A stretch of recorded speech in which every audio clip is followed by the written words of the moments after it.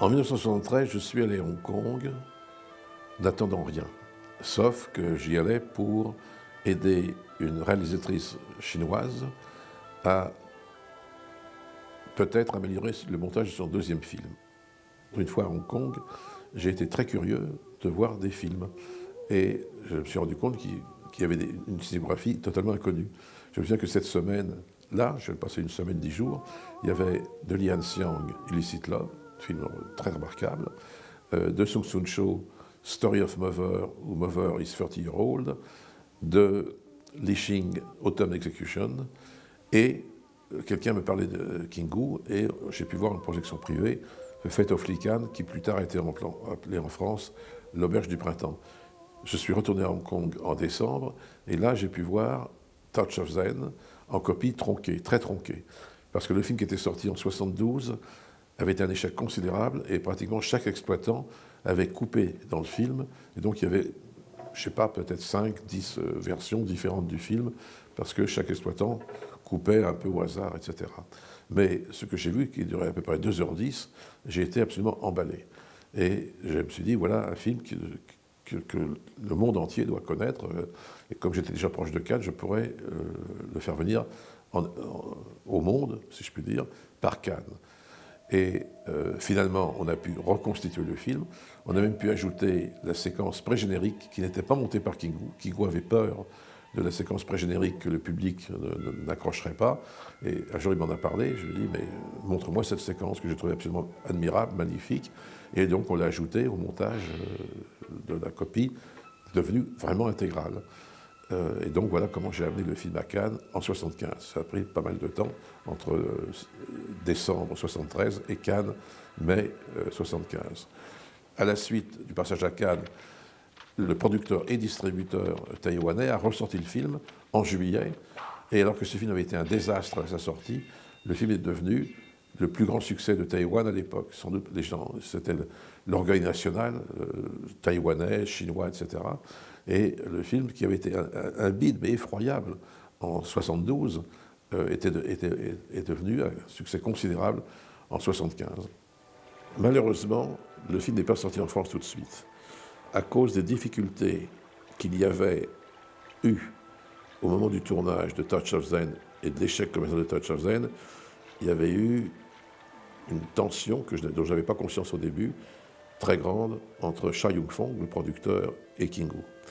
Et Kingu n'avait pas vraiment les droits du film, et j'étais inconscient de ça, j'étais beaucoup plus de son côté que du côté de Cha Yun-fong. Et pour ces raisons, ce serait un peu compliqué. Moi, je ne pourrais pas démêler vraiment tous les détails. Ça ne s'est pas fait tout de suite. Par contre, je suis allé en 1979 à Taïwan pour d'autres raisons, un peu liées aussi à Touch of Zen, et j'ai rencontré Cha Yun-fong, et les choses ont pu être démêlées. Et donc là, le film a pu être négocié pour la France.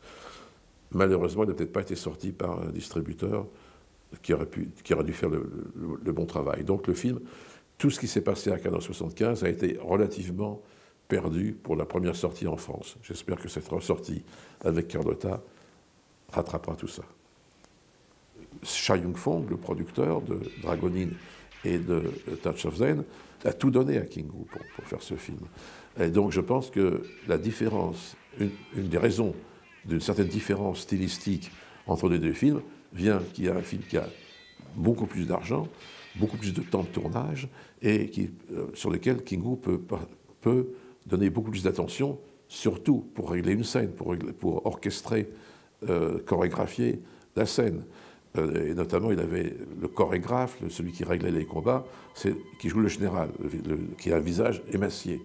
Et ce n'est pas lui qui a tourné les scènes d'action, c'est lui qui mettait l'action en place, et Kingu qui tournait. Tout ça, c'était beaucoup moins prémédité, si je puis dire, sur Dragon Inn, qui était un film plus commercial, qui se voulait directement plus commercial. Je pense que Kingu, quand il a eu la chance de pouvoir faire Touch of Zen, a fait le film de sa vie. Su Feng, vous la voyez comme figurante dans Dragon Inn, effectivement devient le rôle principal dans Touch of Zen. Ensuite, on la voit dans d'autres films de Kingu, donc The Fate of Lycan et Valiant Ones. Je ne pense pas on peut dire qu'elle était une grande star. Elle était l'actrice fétiche de Kingu. Et elle a fait d'autres films, mais elle était beaucoup moins une star que d'autres actrices de Hong Kong et de Taïwan. C'est une personne très modeste, très simple,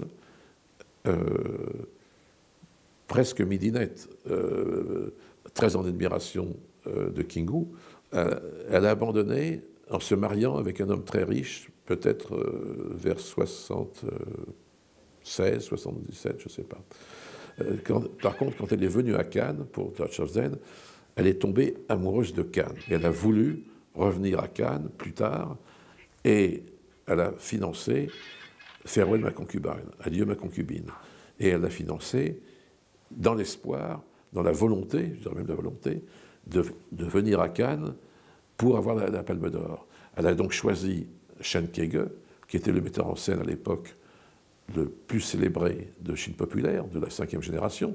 Quand le film a eu la Palme d'Or, en général, il n'y a que le metteur en scène qui va chercher la Palme d'Or sur l'estrade de Cannes, et elle a bondi, parce que c'était le rêve qu'elle avait d'obtenir la Palme d'Or.